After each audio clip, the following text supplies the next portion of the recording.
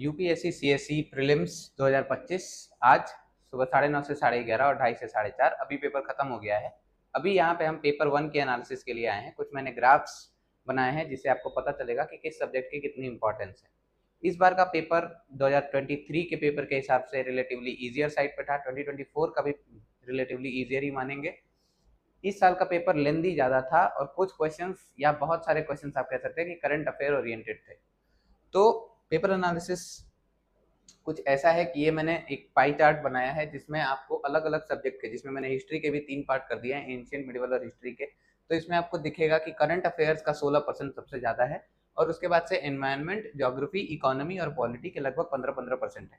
मतलब वही है, पॉलिटी, ज्योग्राफी, इकोनॉमी और एनवायरनमेंट अगर आप अच्छे से पढ़ के जाते हैं और उसके साथ साथ करंट अफेयर्स पे आपका फोकस रहता है तो आप एक अच्छा GS1 करके आ सकते हैं। ये भी उन्हीं ग्राफ को दिखाता है। ये नंबर ऑफ क्वेश्चंस हैं। आजकल स्पोर्ट्स पे हर साल एक बार, इस बार भी चेस का पूछा गया, पिछली बार भी चेस पे पूछा गया था। ये कुछ क्वेश्चंस जो अभी रिपीट हो रहे हैं चेस पे, स्पोर्ट्स पे। एंशिएंट हिस्ट्री पे 6 गया है, मॉडर्न हिस्ट्री पे 9 गया है। मॉडर्न हिस्ट्री पे क्वेश्चन पिछले कुछ सालों में कम हो गए थे, लेकिन इस साल मॉडर्न हिस्ट्री पे क्वेश्चन फिर से पूछे हैं यूपीएससी ने। करंट अफेयर्स में अच्छा खासा क्वेश्चन है। तो अभी हम इंपॉर्टेंस ऑफ सब्जेक्ट देख लेते हैं।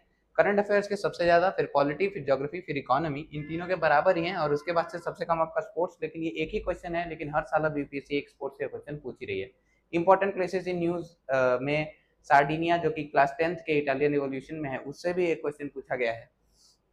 तो ये सारी जो चीजें हैं, मतलब सब्जेक्ट से रिलेटेड, ये मैंने आपको इसमें बता दिया है। हम जल्द ही सारे सॉल्यूशंस और आंसर कीज भी लेके आएंगे जो हमारे इंस्टा और टेलीग्राम पे अपडेट कर दिए जाएंगे। फिर इसका एक